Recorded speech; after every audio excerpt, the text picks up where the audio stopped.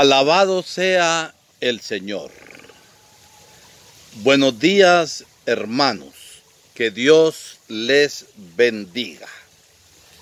En el mensaje anterior de la presentación de esta síntesis de la encíclica Tutti Fratelli, todos hermanos, habíamos visto que el amor construye puentes.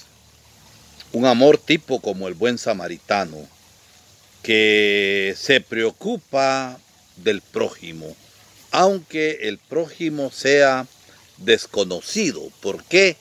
Porque lo importante es el amor. Demos un paso y con esta actitud del samaritano veamos que los derechos no tienen frontera, que es necesaria la ética en las relaciones internacionales. Una sociedad fraternal no enferma será aquella que promueva la educación para el diálogo. Esta educación para derrotar, acabar, fulminar el virus del individualismo radical y permitir así que todos den lo mejor de sí mismos, los otros y también nosotros mismos. Y esto se mama, estos principios se maman, lo digo de esta manera, en la casa se ama, se mama en la familia. A partir, dice el Papa, de la tutela de la familia y del respeto por la misión educativa de la familia, que es imprescindible. Dos son los instrumentos en particular para lograr este tipo de sociedad. Primero, la benevolencia. Segundo, la solidaridad. La benevolencia, es decir, el deseo concreto del bien del otro. Una persona benévola, buena, es aquella que realiza el bien para la otra persona.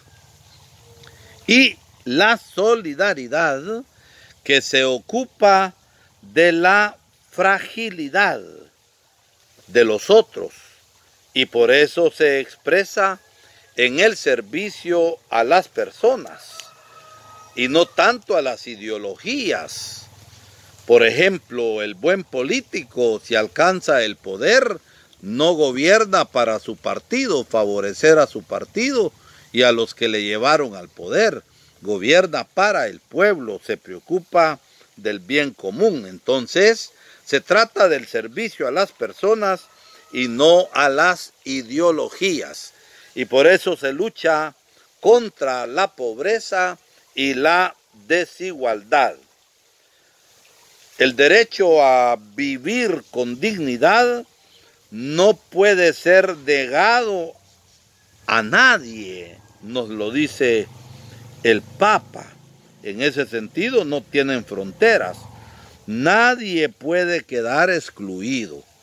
Por ejemplo, aquí en Jocotán,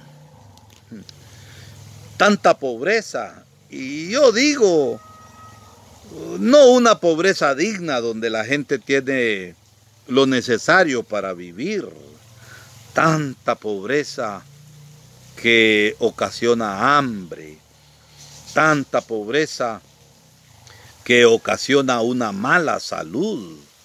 Y estos pobres de Jocotán tienen derecho a una vida digna, han sido excluidos y las políticas de los gobiernos no han respondido a la necesidad de toda gente, de todas estas personas. Entonces, el derecho a vivir con dignidad no puede ser negado a nadie, nos lo repite el Papa. Y en ese sentido, los derechos no tienen fronteras y nadie puede quedar excluido dependiendo de dónde haya nacido. Y desde este punto de vista, el Papa recuerda también que hay que pensar en una ética en las relaciones internacionales, porque todo país, oigan bien, esto es muy novedoso, sacado del Evangelio mismo, todo país es también del extranjero, y los bienes del territorio no pueden ser negados a los necesitados que vienen de otro lugar. En nuestro medio, casi todo el mundo trata de emigrar hacia los Estados Unidos. Y los de Estados Unidos olvidan que también en sus orígenes han sido migrantes. Han venido de fuera y más bien a los pueblos originarios se les invadieron sus tierras, se les quitaron sus derechos y ahora viven marginados en reservas cuando ellos eran los legítimos propietarios de todo. Por eso, los bienes de un país también son del extranjero que viene a trabajar. Y los bienes del territorio no pueden ser negados a los necesitados que vienen de otro lugar. Por eso, el derecho natural a la propiedad privada será secundario. ¿Respecto a qué? Respecto al principio del destino universal de los bienes creados. Oigámoslo bien. El derecho a la propiedad privada no puede ser secundario respecto al principio del destino universal de los bienes creados. Esta tierra común es de todos y toda persona que trabaje, que sea honesta, contribuye también a la riqueza de los pueblos. La encíclica Tutti Fratelli subraya de modo específico la cuestión de la deuda externa, que es una gran inmoralidad. Nuestros países, a sabienda de los que prestan, de que no pueden pagar toda la deuda externa, sino que van abonando nada más intereses.